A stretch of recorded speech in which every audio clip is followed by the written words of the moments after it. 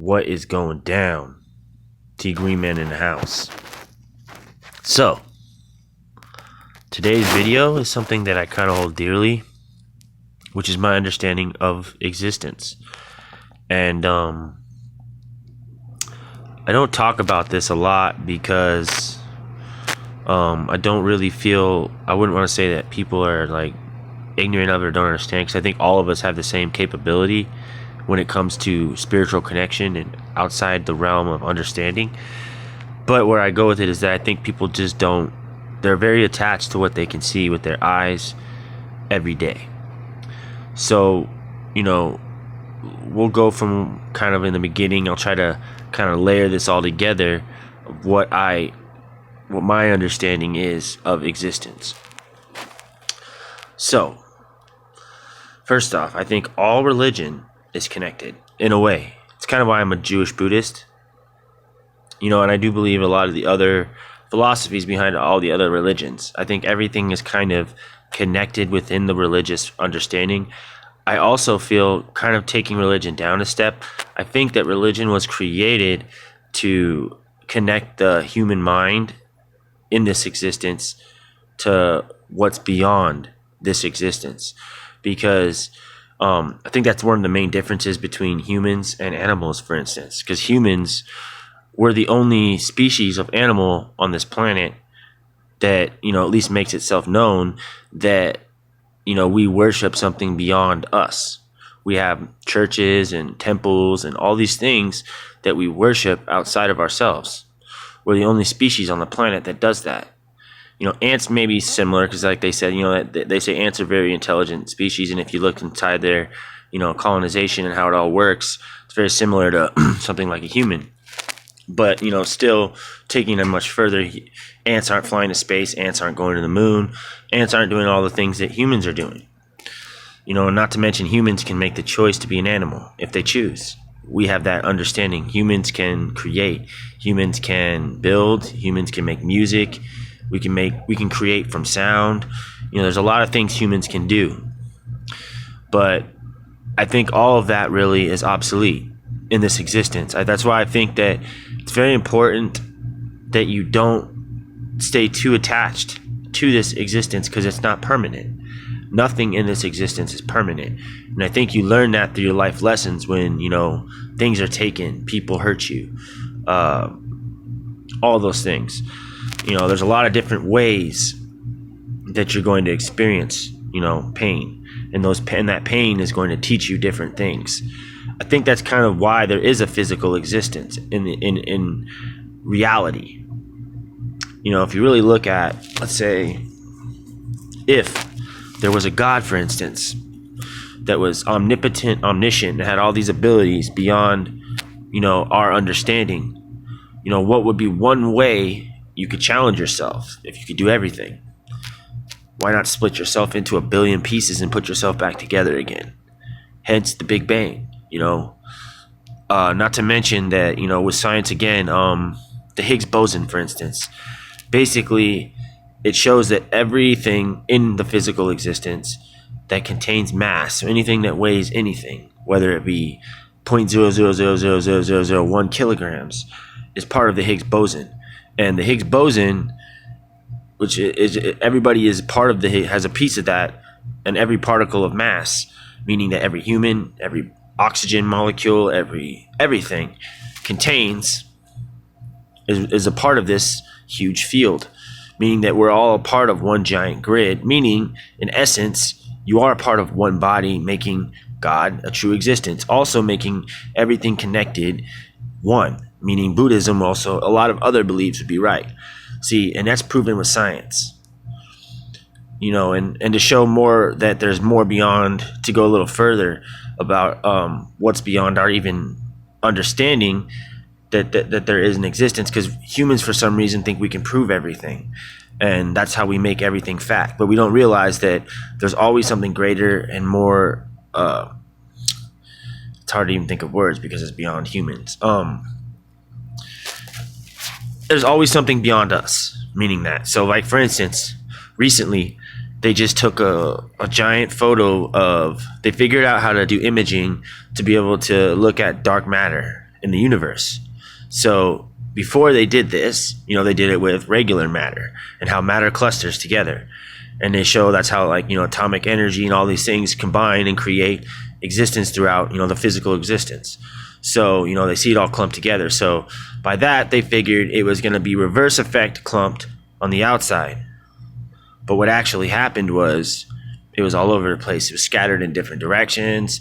It was not any type of pattern, meaning they had no idea or could explain why. And that to me shows that there's other things beyond the universe that are interlinking, that are connected.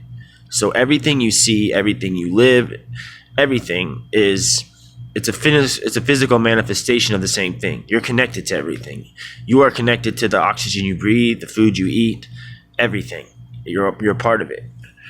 So, and that's why I think religion was created in the beginning and the gist of things, because a normal docile human would not think, if you were living somewhere primitively outside of large populations, you would have no connection. So why not have something simple like a religion to connect that person to something beyond themselves and to enact that part of the brain to be more? That's why even in small situations, we're very creative and we can create things, even primitively, whether it be booby traps or fire or just whatever. That's how humans eat. We use weapons to eat. What other animals use weapons to hunt down their prey? You know what I'm saying? So again, I don't want to attach too much to the physical, existence, because as much as it matters, it doesn't matter, if that means something. Meaning, I feel in my theory that the only reason there is a physical existence is because the larger physical existence that we're a part of has to become more powerful, or become bigger or greater or something better than what it already is. I don't like to use the word power because I don't feel that something beyond us would even use something like power.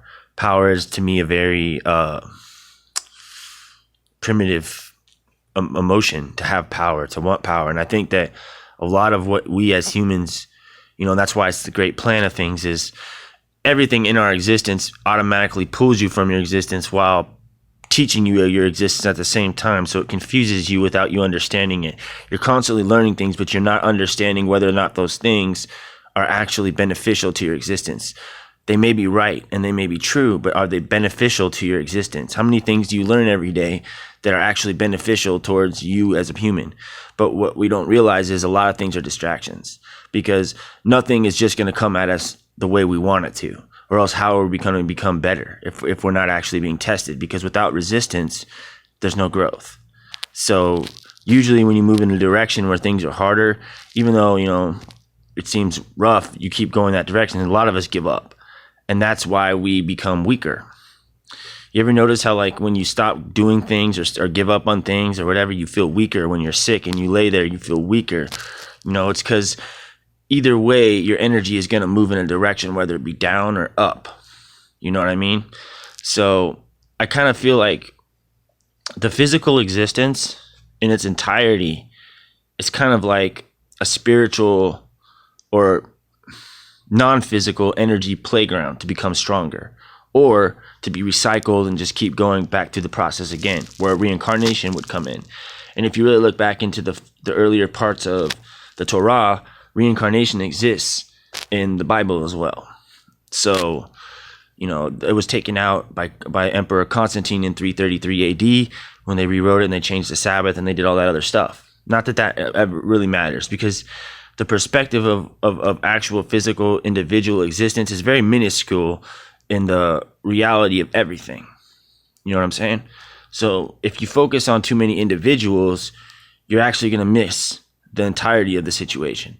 Just like if you focus on too many evil acts. It's another thing I think that humans do that's very ineffective, is we constantly focus on the negative things, whether it be in ourselves, whether it be in others. And we don't realize that pulls us down. Even if it's focusing on a system that we don't like or we don't agree with, we focus on it and we oh, that's bad. When in reality, you are a projection of all the evil you see. Meaning, just because you have all that good in you, you have just as much evil in you as well. And that's the entirety of the universe. Everybody in existence is on a spectrum. Every individual is different on each spectrum. That's why we're all different. Where you may see different behaviors that are worse, or that you may deem bad, people are going to have those qualities in high volume, whereas some people are going to have those same qualities in low volume. But everybody has those qualities, whether it be narcissism, which everyone tries to point out, ooh, he's a narcissist, but in actuality, all human beings are narcissistic in their approach in everything, whether or not you want to admit it or not. If you eat food, you're being a narcissist because you're worrying about yourself. You know what I mean? You're putting yourself before something. You don't have to exist. You choose to exist. You know what I'm saying? People act like you have to be here. You don't have to be here. You choose to be here. Every day you get up and you wake, you choose to exist. That's actually the meaning of life, in my opinion, is to exist. To exist and to become better. Because why exist if you're not trying to become better? Because all you're doing is becoming worse. Because really, you can't look at it like you're not achieving everything you wanted in each day. It's whether or not you achieve something more than where you were the day before. And that's what I think a true individual should really thrive for. Being, because that's why I really look at each human as a being. I stopped looking at humans from the outside perspective of like what they are on the outside, because really we're all beings on the inside.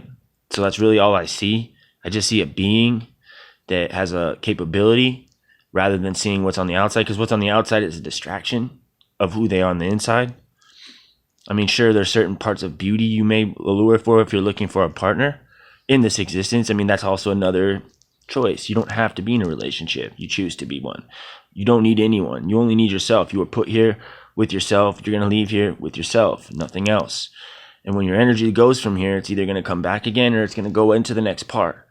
Who knows? It just depends, I think, on how high you vibrate and how much your existence is in this existence. So I think this existence is a test.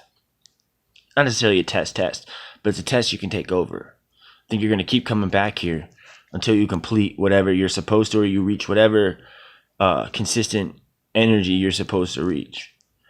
I think there's different dimensions beyond the dimensions that we already understand, but I think there's dimensions beyond that aren't even physical. I think that we're almost at the peak of the physical realm.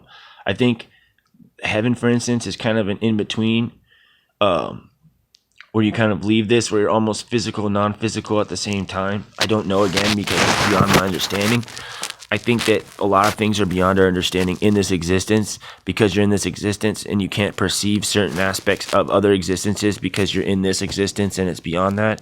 It's like taking a computer that, or putting a new software in your computer that, needs 32 megabyte RAM, but you only got 16. So it's kind of the same kind of similarity. There's a higher thing beyond us that we can't see beyond that. And that's why I say, going back to this attachment, you can't be attached to everything in this existence or anything in this existence, whether it be another person, whether it be an item, whether it be something, because that attachment can actually hinder you. Because really, in the grand scheme of things, you are the only one that you need in this existence. Nobody outside of yourself is needed. There's things that may make you stronger, but there's also things that can make you weaker. And you have to be willing to give it up and not just say, well, I love that. I can't stop doing that. I care that. You know what I mean? You have to look at the grand scheme of things. You know what I mean?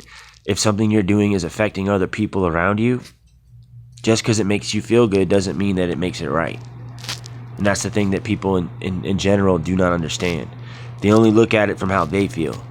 And that's the unfortunate part. Nobody looks in the outside spectrum to think about what other people are thinking. And don't get me wrong, I'm no saint.